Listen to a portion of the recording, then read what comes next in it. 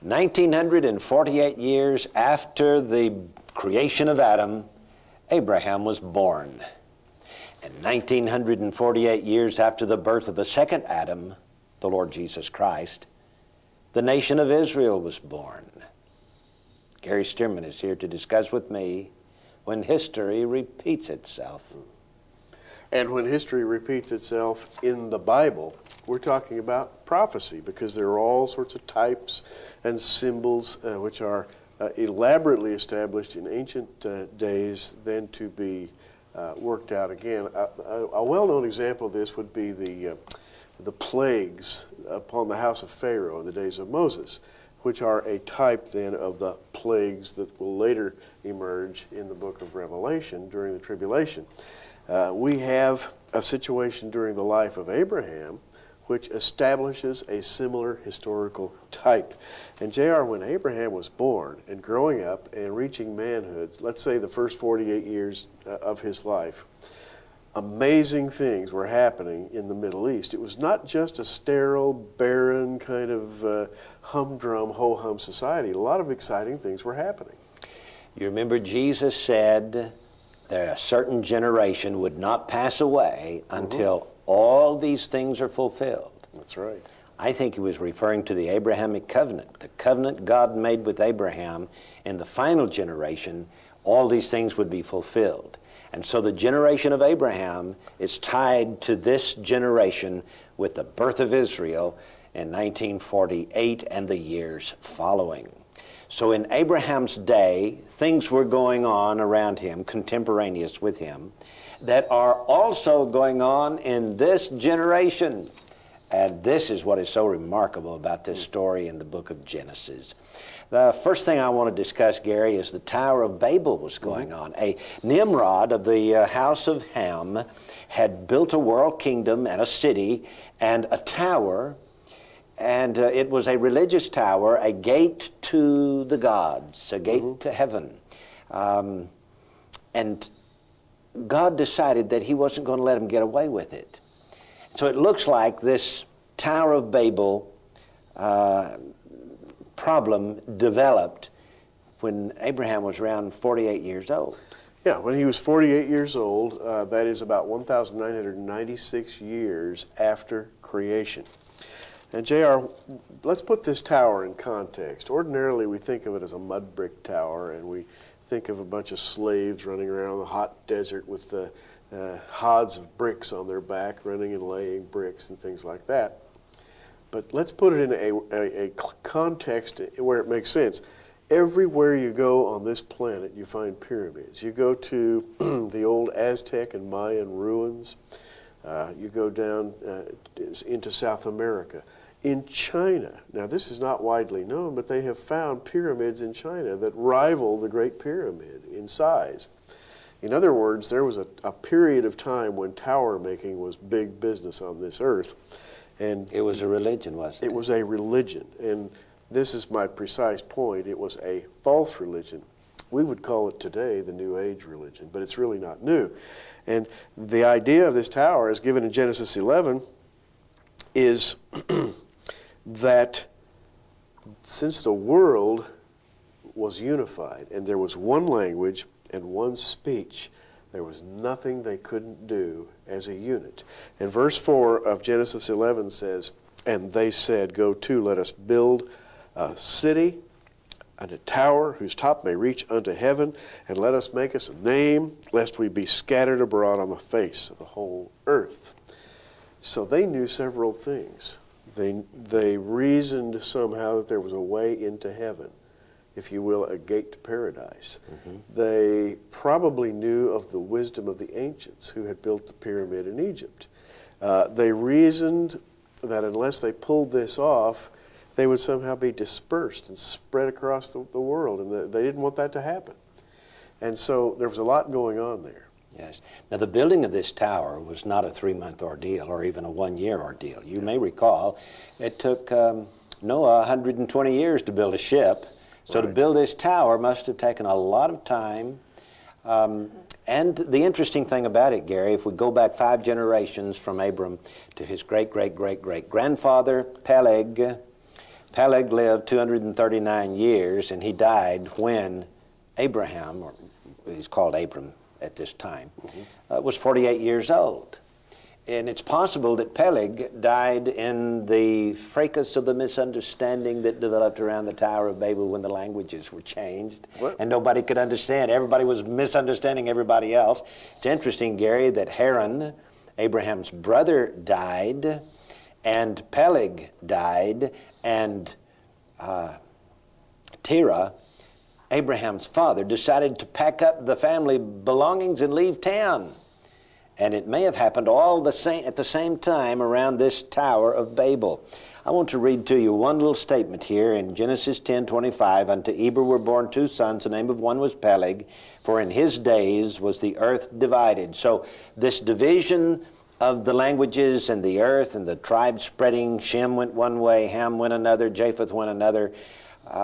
This occurred during the days of Peleg. And sometime within the 239 years of his life, more likely toward the end of it, the debacle came. But the development of this thing could have taken the whole 239 years for the building of the tower, the Nimrod to establish his kingdom, and then, of course, for the Lord to come down and decide that his judgment would fall. And it's an amazing, if you will, historical coincidence that Peleg died very, very close to the same year, if not the exact year, when this division of mankind took place. The Jews call it the dispersion. When they tried to build the tower to hold themselves together into one solidified unit, God changed their languages. They then dispersed. And Jews historically refer to this as the dispersion, and they say that Abraham was 48 years old when this happened. And it's possible that he was, but let's say around 48. He couldn't have been older. He couldn't have been older. Because it had to happen in the days of Peleg, and Peleg only lived 239 years. Right. And Abram was 48 years old when Peleg died. Now, are you getting the picture? Lots of interesting things happening during the life of Abraham. That is to say, it was, if you will, an earth-shattering period of history. Yes. Let's make a modern connection now with this Tower of Babel and all these people speaking one language. Yes, indeed. Hey, do we have anything like that going on today? It's been going on throughout this century, dear friend. There are groups of politicians who've gotten together to establish what they call the United Nations of the world, to establish a new world order and a new economic system. It is called globalism today, and our president stood at his speech on the State of the Union just a few weeks ago and made the statement that we have embarked upon the pathway of globalism and there is no turning back. So we've got the same thing going on today. We have. As occurred in days of Abraham. And in this generation, for example, I remember the Esperanto movement. There was a movement started back in the 30s, which didn't really gain steam until after World War II, in which a language, an international global trade language was developed. It was called Esperanto. It was kind of a combination of all languages. And the idealists of the period said, this is going to be the new language of the globe. And they said, in order to do what we have to do going into the new era, we have to return the earth to one speech. So, J.R., this sounds exactly like what was going on back in the days of Abraham. Yes, and in the years following, it seems that English has won out because English is taught in every country of the world now. All airlines speak English in their towers in every nation of the world, is the way I understand it. And at least most of the nations that are confederate with each other, if there may be a few little renegade nations that use their native tongue still, but it's all moving toward English to be the final tongue.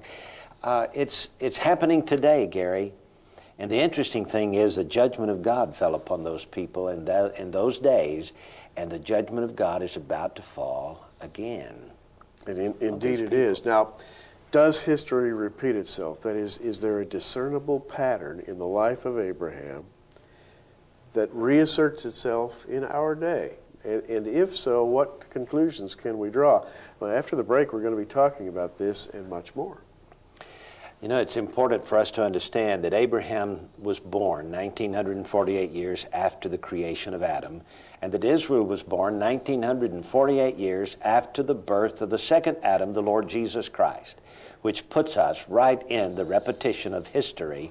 And it's interesting that as God gave a covenant to Abraham, he promised, Jesus promised, that when all this begins to unfold again, the promise will be fulfilled.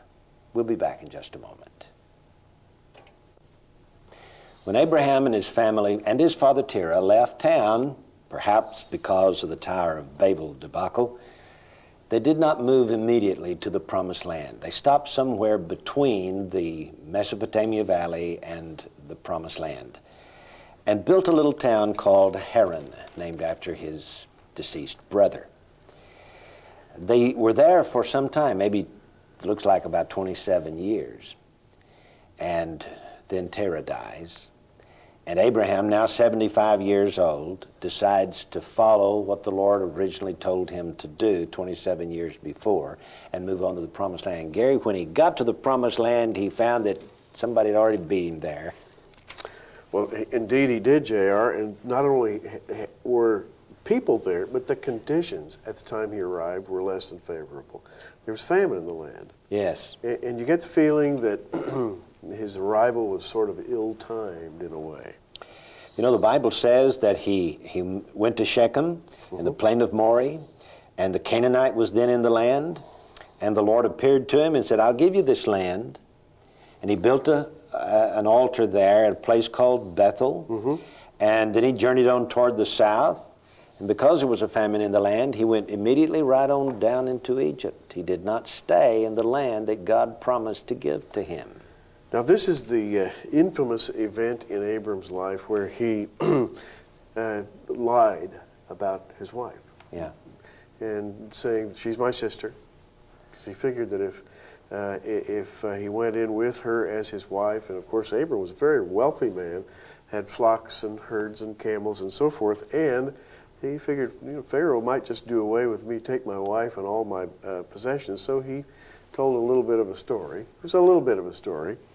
And called Sarai his sister. Well, J.R., that blew up in his face because Pharaoh discovered the truth and said, why are you lying to me? In effect, you've got to get out of here. And in effect accused Abram of conspiring almost to destroy his kingdom. It's kind of interesting to me that the Shemites had moved in that direction. Canaanites were there, of course, and they were, I think, the descendants of Ham. So Nimrod also had moved off in that direction and off down into Egypt and into Africa, the children of Ham. But Shem followed pretty well on their heels, or maybe it already preceded them there. Shem lived in Jerusalem, say the rabbinical commentaries. In fact, some equate Melchizedek with Shem. We know, at least we are told, that Shem lived in Jerusalem and that Melchizedek was the king of the city. So they had established some kind of government even before Abraham got there. How long did Abraham stay in Egypt? Well, I was going to say, the next thing is he didn't stay long. He was discovered. Pharaoh sent him away, along with all of his possessions, his cattle, his household. They went right back to the land where the Canaanite dwelt. He and Lot talked it over. Lot decided then to move down to the area of Sodom, which at that time was a fertile, beautiful land, and we learn in the 14th chapter of Genesis that the place was full of, as it says in the King James, slime pits. But actually, if we carefully read the text, we're talking about oil there, oil wells. In fact, the exact phrase is wells of oil, and that's where Lot ended up. Abraham stayed up in the vicinity of central Canaan, as it was known then, central Israel, in the vicinity of today's Hebron. Now, when he went down into Egypt, Abram did not stay very long. We don't know how long he stayed, but we're only talking a matter of months here. and he was kicked out and he went back into the promised land then, and the famine was still in the land. And when he and Lot's herdsmen had these squabbles among the sheep, Lot said, hey, you want this land? You can have this famined, parched land. I'm going down to Sodom and Gomorrah, where it's fertile plains down there.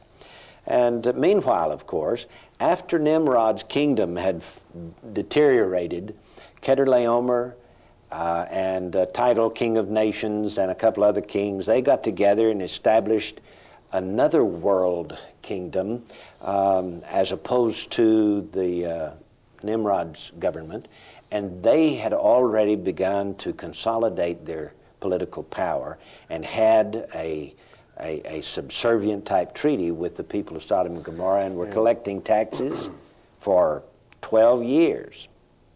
When Lot moved down there, Sodom and Gomorrah had already rebelled against Chedorlaomer, and here came those kings, and poor Lot was caught in the middle, wasn't he? He was, and the four kings we read about in Genesis 14, when it came to pass in the days of Amraphel, king of Shinar, that's Babylon, Arioch, king of Elasar, that represents the later Greece, Chedorlaomer, king of Elam, represents what later became Medo-Persia, and Tidal, king of nations, or king of the Goyim, the Jews say represents Rome. And so we have four great empires here in Genesis 14:1, who mass to the north. They march down the Jordan River Valley to the land where Lot is dwelling.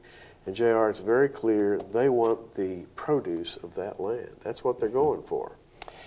So in this generation, we have the United Nations being established. We have some kind of globalism that is developing. And eventually we're going to have a war over the oil in the Middle East. Is that what you're saying? That's what I'm saying. That sounds pretty neat. It sounds like today's headlines, as a matter of fact. Yes. Today, it just so happens that Israel is geopolitically perched in an area that disturbs the balance of world power. Yeah. Because world power currently is lubricated by oil that comes out of the Middle East. Isn't it amazing how history is repeating itself today? When Abraham wins the battle, shall we say the Battle of Armageddon? Yes. Fought by those four kings against the Sodomites. It's kind of interesting that Sodom was popular in those days. Sodomy is popular today as well. Yeah, in fact, it was the land of Lot that, from which we take the legal term that we have today. So there's no doubt at all about what's going on there. But J.R., what's fascinating to me is that in the days of Abraham, we had a rush toward globalism, toward one language and one speech, toward what we can call, I guess, the New Age movement, reaching heaven through our own power, and finally, a rush to capture the energy production means of the Middle East. We have all those conditions meeting in the days of Abraham. And Abraham wins the battle. He does. And then he goes to Jerusalem and meets Melchizedek and pays tithes to Melchizedek. Gary, that's got to be the prophetic type of the future King of Kings and Lord of Lords, who is a high priest forever after the order of Melchizedek. The epistle to the Hebrews tells us very plainly, Jesus Christ must be coming soon. Absolutely, because we see this massing of events, unmistakable massing of events, followed by the elements of communion given in Jerusalem by Melchizedek, followed then by Abram's peaceful march into and possession of the kingdom. And isn't it interesting that the king of Sodom and Gomorrah says to Abram, take all the spoils, you can have everything, just let me have the people. And to me, that sounds like the Jews, after the Battle of Armageddon, when Jesus comes, they will say to the Arabian oil sheiks, we don't want your oil, we just want to live in peace. See? And which is, by the way, a real turn of events, because history is just littered with greed. And one nation after another taking the wealth of another. So, again, to review, in the days of Abraham, we had what could only be called the New Age movement, the gate of God. Let's get into the heavens in our own strength. We had the massing of 4 global powers. We had an energy accumulation that they were after down in Sodom. And we had God's chosen man, Abraham, right in the middle of this whole story, operating through and through to, if you will, establish the tenets of a prophecy, which becomes an ages-long prophecy. And there's a symmetry to it and a balance. BC, AD. There's a balance to it. And God makes a covenant with Abraham and promises him a promised land, promises him a Messiah. And you know, Jesus said one day that generation's going to be born all over again. And he said, this generation will not pass away until all these things be fulfilled. We are living in that generation. Since 1948, we have been experiencing history repeating itself. But this time, the kingdom will be established. And Jesus will reign as King of Kings and Lord of Lords for the next 1,000 years. What a prospect. What a glorious prospect, Gary. What a blessed hope. And it's built upon clearly recognizable biblical principles. Boy, it's a fascinating subject, Gary. Fascinating. History is repeating itself as we speak. We'll be back in just a moment.